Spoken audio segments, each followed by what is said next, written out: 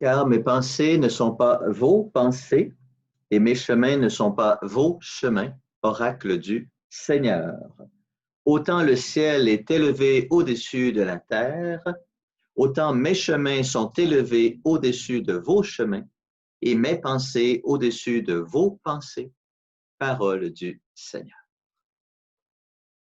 Alors, c'est ce qu'enseignait le prophète Isaïe, le grand prophète Isaïe, il y a déjà longtemps. Mais depuis que Jésus est venu, il s'est passé une transformation extraordinaire. Que s'est-il passé? Le ciel s'est abaissé jusqu'à nous. Et même le ciel est venu faire sa demeure en nous, au plus intime de notre cœur. Cela veut dire que, en quelque sorte, nous pouvons maintenant, en Jésus, grâce à Jésus, avoir accès à la pensée de Dieu, avoir accès à la pensée de Dieu. Mais cela ne veut pas dire que c'est nécessairement facile. Oui, le ciel habite notre cœur, mais nous, est-ce que nous y habitons? Mais nous sommes si souvent loin de notre cœur. Voilà pourquoi il nous faut sans cesse développer cette écoute, revenir à notre cœur, nous convertir à la mentalité du royaume de Dieu, nous convertir à l'Évangile. Et c'est pourquoi Jésus propose les paraboles du royaume.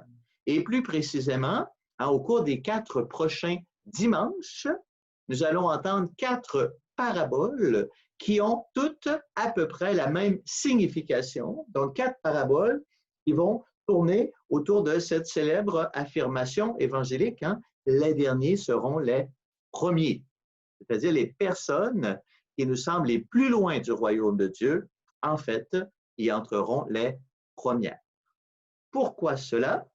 C'est ce que nous allons découvrir au cours des 4 prochaines semaines.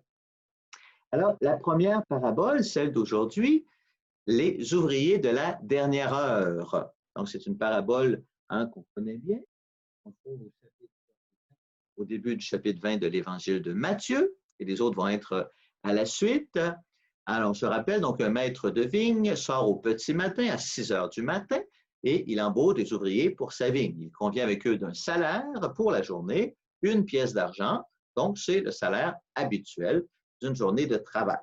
Il sort à nouveau vers 9 heures du matin, il embauche de nouveaux ouvriers et il leur dit, allez travailler à ma vigne et je vous donnerai ce qui est juste. Ce qui est juste. Il sort de nouveau vers midi, engage de nouveaux ouvriers, à nouveau vers 3 heures de l'après-midi et encore vers 5 heures de l'après-midi. Il leur dit, allez travailler à ma vigne. Alors ceux-ci, donc évidemment, travailleront seulement 1 heure. Alors arrive la fin de la journée, c'est le temps de la paye. Ceux qui sont arrivés les derniers et qui n'ont travaillé qu'1 heure s'avancent et ils reçoivent 1 pièce d'argent pour leur travail. Ceux qui sont arrivés les premiers et qui ont travaillé toute la journée, ils s'imaginent, oui, qu'ils vont recevoir plus. Mais eux aussi reçoivent seulement 1 pièce d'argent. Alors ils se lamentent, ils se mettent à récriminer, à chioler, comme on dirait. Ils crient à l'injustice. Mais le maître de la vigne leur dit, c'est quoi votre problème? On avait convenu ensemble que pour le travail de la journée, j'allais vous donner 1 pièce d'argent. Voilà, je vous ai donné ce que je vous devais. Je ne suis pas injuste envers vous.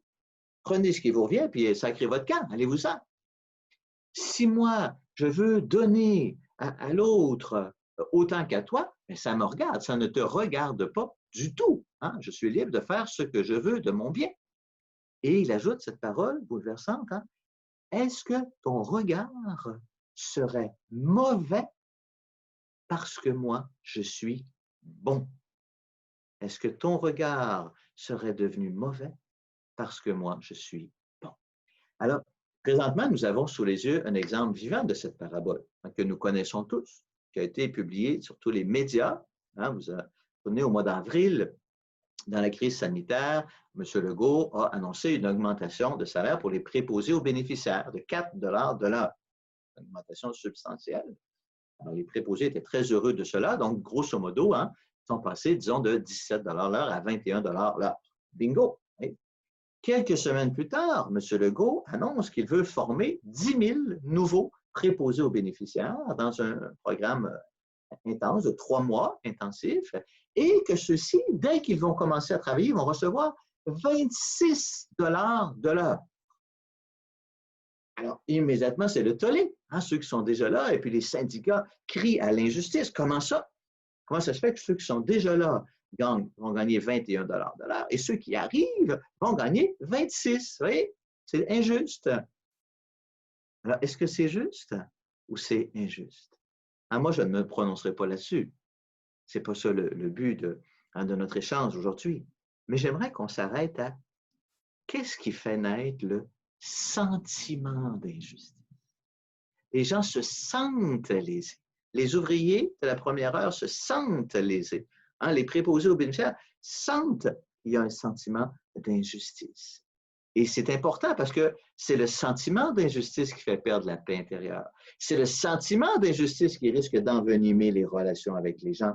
C'est le sentiment d'injustice qui amène à prendre des décisions dans nos vies.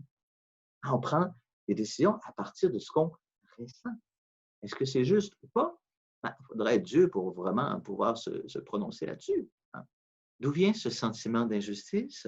Dans la parabole, comme dans l'exemple que je viens de vous donner, il vient de la comparaison avec les autres. Les ouvriers de la première heure, ils reçoivent leur salaire, il n'y a pas de problème. Mais lorsqu'ils comparent, oui, mais les autres ont travaillé moins et ont le même salaire, c'est là que vient le sentiment d'injustice. Les préposés aux bénéficiaires qui sont en poste actuellement, ils viennent de recevoir 4 de l'heure supplémentaire d'augmentation. C'est magnifique, il n'y a pas de problème. Mais le jour où les autres arrivent et vont gagner plus, c'est là que vient le sentiment d'injustice. Hein, pour nous, la justice, c'est une comparaison à salaire égal, à travail égal plutôt, salaire égal. Mais on sent bien qu'on ne s'en sortira jamais de ça. On ne s'en sortira jamais. Hein? Les prêtres dans le diocèse de Joliette, par exemple, on reçoit tous le même salaire. Le même salaire. Depuis le dernier qui est ordonné jusqu'à l'évêque, on a tous le même salaire. Est-ce que c'est juste? Moi, je suis curé de 3 communautés. Mon voisin à côté, Luc Baudouin, était curé de 7 communautés. On vient de lui en ajouter 5 autres. Il va être curé de 12 communautés. On reçoit le même salaire. Est-ce que c'est juste?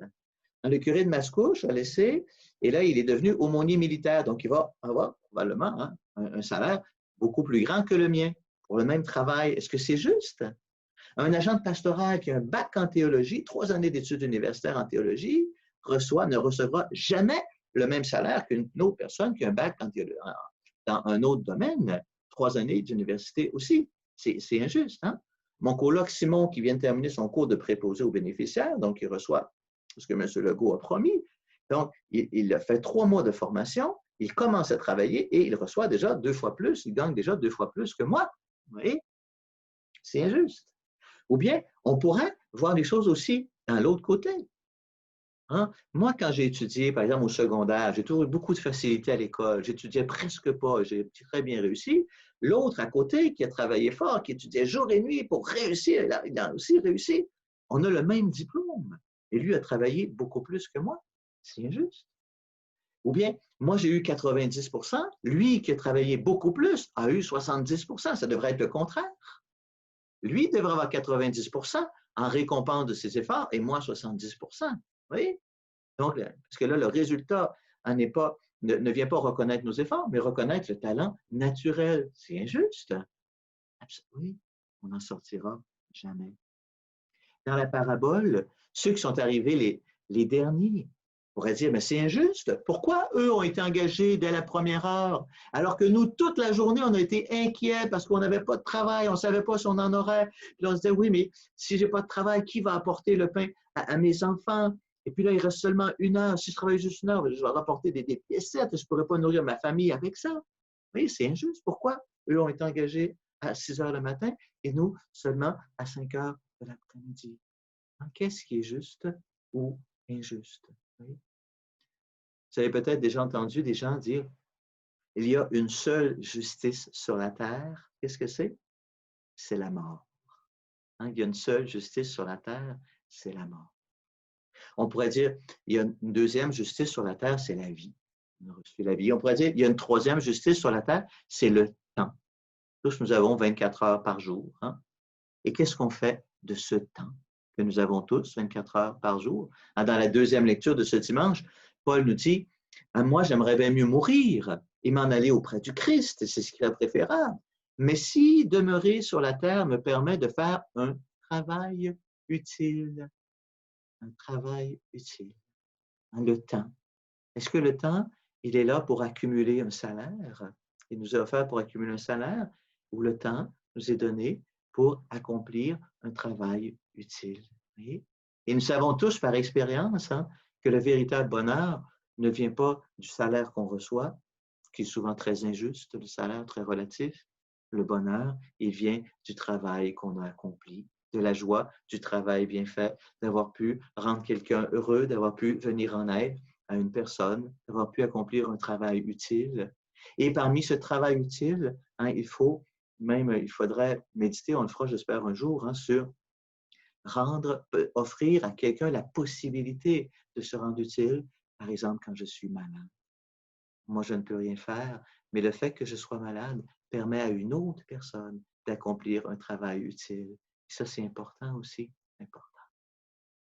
Et là, si on veut aller un petit peu plus loin, j'aimerais vous amener un peu plus loin. Je vous ai dit que la vie était une justice parce qu'on a tous reçu la vie, mais en réalité, on pourrait dire que la vie, c'est la plus grande des injustices. C'est la plus grande des injustices. Pourquoi? Parce qu'elle est entièrement non méritée.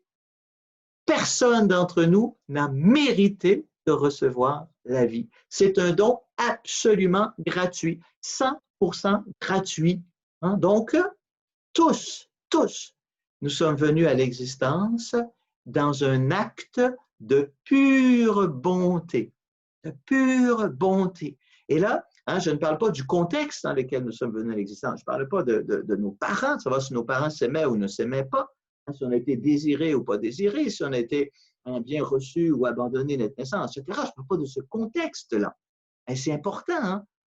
Et c'est important de découvrir justement que l'Évangile, qui est une parole de vérité, vient nous arracher à ce contexte.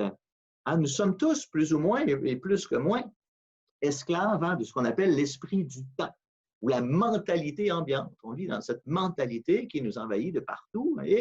Et dans la mentalité ambiante dans laquelle on vit présentement, nous sommes dans un monde hyper psychologisé. Tous nos comportements sont analysés et doivent avoir une explication. Et si je me comporte comme cela, c'est parce que j'ai grandi dans ma famille, c'était comme ça, j'ai vécu des relations avec mon papa, ma maman, bon, j'ai vécu des blessures, même jusque dans le ventre maternel, parfois jusqu'à ma conception, vous voyez. Et là, on explique tous les comportements. Bon, très bien, c'est beau la psychologie, ça apporte des lumières intéressantes, je ne nie pas cela, mais ce dont je vous parle ici, ce n'est pas cela. Au-delà de la psychologie, au-delà de ce que la psychologie peut connaître, plus profondément que tout ce que j'ai pu recevoir dans ma vie, dans ma famille, dans ma culture, dans cet environnement dans lequel j'ai baigné, au-delà et plus profondément de tout cela, je suis venu à l'existence par un acte de pure bonté, c'est-à-dire j'ai reçu la vie absolument gratuitement. Et donc, la bonté m'est co-naturelle. La bonté est co-naturelle à tout être humain. Elle est en quelque sorte innée à tout être humain. Elle habite au plus intime, à la source même de la vie de tout être humain. Elle est là depuis le premier instant de ma conception et jusque dans l'éternité. Mais pour cela, il me faut regarder dans la bonne direction. Ton regard est-il mauvais? Parce que moi, je suis bon. Il me faut me convertir à l'Évangile, me convertir à la pensée de Dieu, me convertir à la mentalité du royaume. Vous voyez? C'est là, mais encore faut-il regarder. Sinon, il se passe ce qui est dit dans l'Évangile, donc, hein, ce mouvement incroyable qui renverse le processus hein, de la bonté de l'autre fait surgir la méchanceté en moi, ou la bonté de Dieu fait surgir la méchanceté en moi. Ton regard est-il mauvais parce que moi, je suis bon? Et l'on découvre que la vie et le bonheur humain ne se trouvent pas d'abord dans la justice, et encore moins dans le sentiment de justice, mais dans la bonté. Dans la bonté. Nous sommes créés par la bonté et pour la bonté. Et je me permets d'ajouter un petit mot. Je fais une interprétation très gratuite d'un livre que j'ai lu il y a 2 ans, écrit par un célèbre astrophysicien que vous connaissez peut-être, qui s'appelle Stephen Hawking. Donc, Hawking est décédé il y a 2 ans, un des plus grands astrophysiciens du dernier siècle, qui a été rendu célèbre, entre autres, à cause de son handicap. Donc, il a souffert toute sa vie de la sclérose latérale, qui l'a cloué à un fauteuil roulant. Donc, il était complètement handicapé de son corps, on le voit comme ça dans son fauteuil, mais pas du tout handicapé de la tête. Pas du tout. Donc, il y a 2 ans, j'ai lu un petit livre qui s'appelle « Brève histoire du temps ». Alors, un petit livre absolument incompréhensible, rempli de formules mathématiques abracadabrantes, mais je me suis fait le devoir de lire jusqu'au bout. Et c'était passionnant parce que Hawking, toute sa vie, il s'est proclamé athée. Oui? Mais dans son livre, il est toujours en train de parler de Dieu. Et c'est très beau.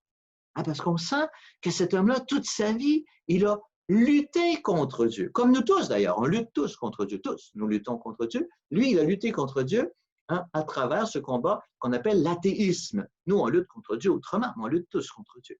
Et son petit livre se termine par la phrase suivante, j'ai déjà partagé avec certains d'entre vous, une phrase bouleversante, la dernière phrase de son livre.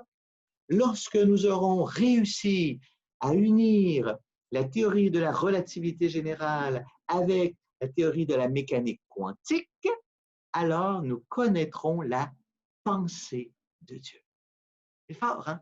Nous connaîtrons la pensée de Dieu. Et en fait, quand on lit cela, quand moi je lis cela, je comprends que cet homme a lutté toute sa vie contre Dieu, peut-être en partie à cause du sentiment d'injustice créé par sa maladie, très possible, mais en même temps, en scrutant les étoiles, en scrutant les milliards d'années, en poussant la science jusqu'au bout, il n'a pas pu faire autrement que d'être constamment en contact avec la bonté de Dieu.